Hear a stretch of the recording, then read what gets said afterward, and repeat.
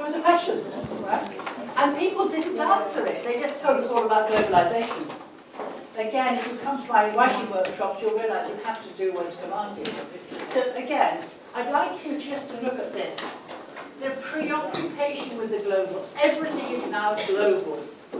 You define yourselves in terms of marketing as global. You define yourself in terms of selling a new product or benchmarking global. We're all global. But why are sociologists so interested? The easiest way to have done it is to go back into section A, which is something really important. You have to look at section A in order to understand section B. You cannot do section B without doing section A. Particularly chapter 1 and chapter 4. They are absolutely vital. You cannot do this question without doing that. In chapter 1, you have the sociological problems. What are the key sociological problems that sociologists ask? Right, so you need to link those across. Now let's be very clear what these are first, and then we can give some more. The 4 sociological problems are the question of social change. Globalization is a process of social change. The extent, the depth, the range, the speed is something to be debated. But we want to know why societies change. And what in societies have changed, the economy, the political, etc. We're looking at how and what are societies changing. And has sociology got something to offer to explain why societies change through this concept called globalization? Is it something different? Is globalization as a process of change faster, more in depth, and demonstrably different from changes that went before? That's the big question. Is it more extensive? Is it changing poverty levels more extensively? Is it changing power relationships more impressively? Is it faster? Is it more worrying? Is it completely different? So we are asking this question about social change. So of course, one of the key sociological problems we're asking. Right? The next one is, next sociological problem, social change. What's another one? Social order. Social order. Well done. So sociologists are interested in social order. How are societies, how do societies are stable? How are societies stable in the face of these rapid changes? So for example, why have we still got stability in spite of the Arab Spring? The changes that happened in North Africa. There's still tremendous stability.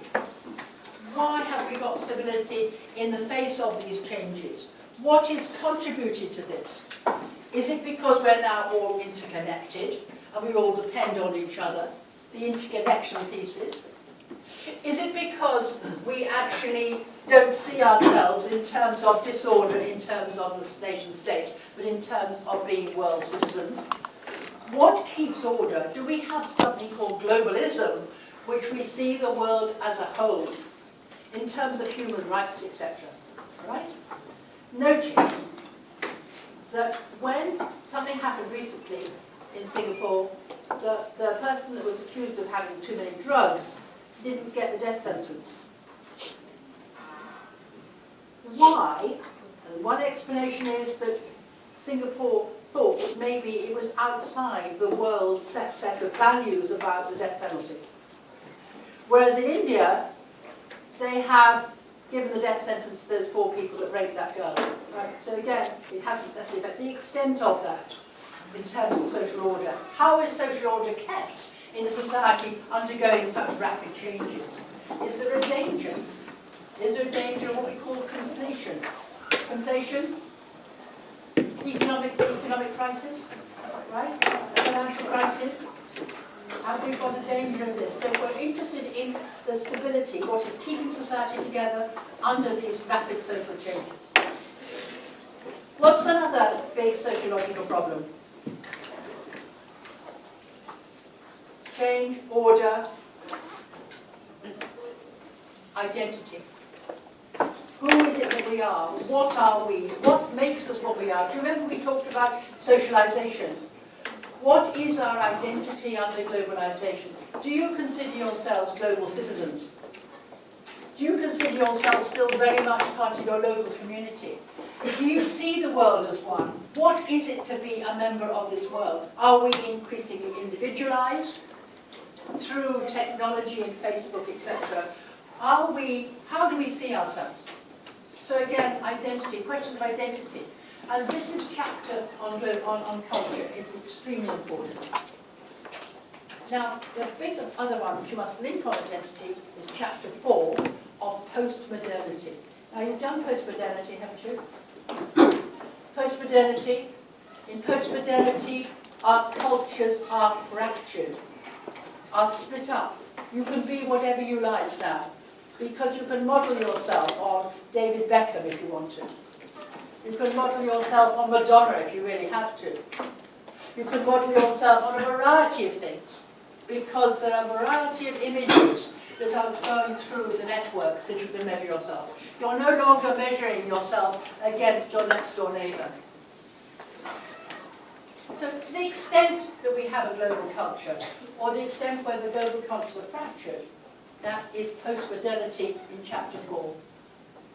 So you link that back when you're talking about why they're interested in globalization. The last one is what? What's the last big sociological problem?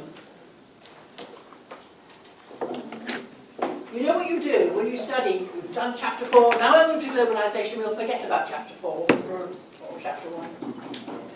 Inequality. Right? Inequality. Why is there inequality? What are the reasons for inequality? And what sorts of inequality? For example, somebody talked about power. Has globalization brought into place different power relationships? One of the reasons for globalization you might have seen is the decline of the Soviet Union of that bipolar society. No longer the East and the West, no longer the Soviet Union and America. But maybe we have the rise of the Soviet Union as an important concept, hegemonic. Have you come across that concept before? Hegemonic? Let me write it down.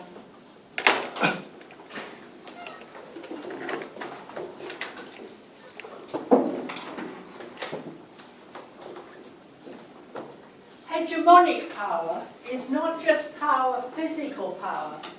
You can make people believe in this is the natural order of things. Now, America sets itself up as the guardian, right? We can go and bomb Iraq because we had this idea of being in control. Is America hegemonic?